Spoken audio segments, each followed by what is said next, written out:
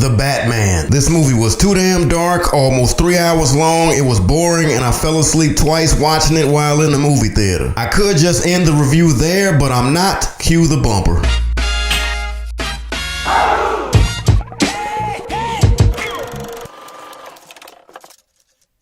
What's good with it, people? If you know where you are, then you know who I am. Cue my drop. Joe Blackula. Good looking out. Shut the fuck up! Now, I've been watching Batman in all formats since the 70s because I was born in 73. Seen all of them in all the formats, every version of the cartoons. Nerd alert! Batman the animated series was actually drawn on black paper. So rather than add all that black to white paper, they just started on black paper and worked from there. Made sense, save all that money on all that black ink, which made the cartoon dark. Hell, it's Batman, it's supposed to be dark. And I don't care. But this one is the darkest of all of the Batman movies, period. And I mean that literally. There's no real sunlight in this movie till the end of it. And this Batman isn't a reboot, but it doesn't have anything to do with any of the other Batman movies either. And that's cool because these days we have the multiverse with Come on.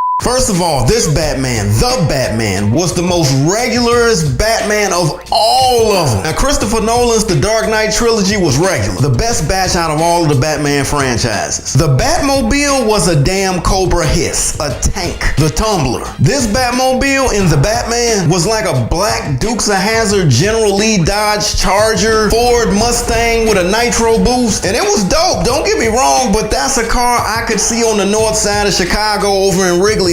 The Batcave wasn't in the crib, it wasn't in the basement at Wayne Manor, it was actually in an abandoned subway station, which I thought was dope as hell. That was dope. Practical. That's what this Batman is. Super practical. Like a low budget Batman on a budget, low budget ballin' Batman. The story, the plot, yeah, I got confused in a lot of it because they put entirely too much in the story. Hell, if you figure it out, then you let me know. This movie is kinda like Seven, kinda like Silence of the Lambs. The Riddler is played by Paul Dano. He's looking like the main villain was killing politicians. The Riddler was really creepy. With the heavy breathing and the slinking and slithering around. I'm like, what the hell am I watching? Catwoman, who actually dug this version of her, played by Zoe Kravitz. Her character had daddy issues. She's looking like a brand new refurbished Denise Huxtable. She's got a storyline. That plays into Carmine Falcone, played by John Turturro. Been hearing that name, Carmine Falcone, since Batman the Animated Series. He has a storyline. Didn't know John Turturro was in it.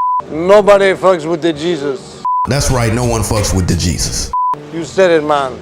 They kept John Turturro quiet. Then, of course, you throw in the Batman played by Robert Pattinson. With him figuring out the whole Batman thing, I'm thinking this is like year 1, year 2 of actually him being the Batman. The Batman is mad. It's like he was raised listening to early 90s Seattle grunge music. They blur through the whole thing with him and his parents getting murdered. And good, thank you. If you don't know that by now, then where the hell have you been? And the Batman, he's building and bonding with Jim Gordon, aka Mutty Waters, Jeffrey Wright, and of course there is no Bruce Wayne without Alfred, played by Andy Serkis. Now you mix all of those elements together with the Wayne family history shade in the background and the undercurrent, stirred up with a murder mystery type of vibe, more of like a whodunit than a whodunit, and there you have it. A dark 2 hour and 56 minute action crime drama. And trust me when I say that this movie actually felt like it was damn near 3 hours. You talking about a cat that can watch all 3 Godfather movies back to back to back and never ever get tired. This one, yeah, I nodded off more than once, and that was a first for me in a Batman movie. And that's bad because I hadn't fallen asleep in a movie since Johnny Mnemonic. That movie was straight trash. Man, the fighting scenes were dope. They weren't stylized and choreographed as Ben Affleck, I think, in Batman vs. Superman. Meaning the fighting didn't look good, but it looked real, and I really did like that. My man fans were straight brawling. I had never seen Batman actually get kicked in his ass though. I don't mean got his ass kicked. I mean it was an actual fight and Batman got kicked in his ass. Like for real. The Batmobile on the E-Way scene chasing the Penguin, that was dope. Failed to mention, damn, that's right, Colin Farrell is in it as the Penguin. Looking nothing like Colin Farrell. I forgot all about that dude. See what I'm saying? Too many damn characters, entirely too much story. Spoiler alert! Looks like this universe is gonna have another The Joker. I got one name for you. Clayface. Come on. Sidebar. Dig this. Come to find out, actually, some of this movie was shot in Chicago. It was a scene that I thought I saw the Chicago Bridge. Come to find out, I was right. And they kept driving past the State of Illinois building, which doubled for the Gotham Square Garden. I know iconic, ugly Chicago architecture when I see it. Nerd alert. I'm kind of a nerd about those type of things. That Shut the fuck up!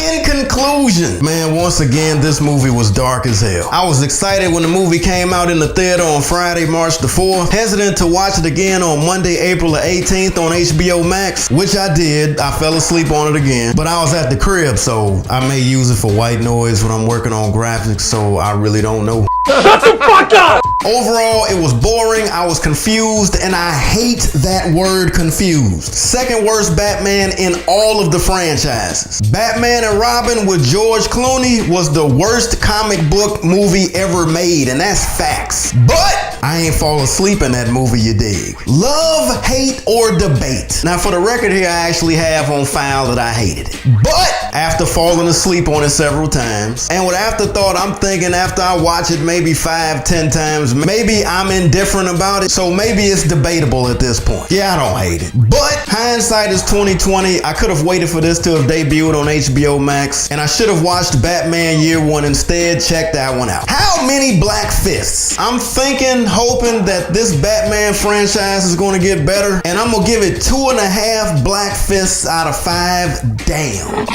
Adam West is rolling over in his grave right now. All right, people, let's put a bow on this one because it is officially a wrap. Please like, share, subscribe, and whatever it is, whatever you think, comment below, let a brother know, and I will holla black in a few ticks. In a minute, people. Reg, what you think? Leave a comment below. This way I know you subscribe, bro. Shut the fuck up!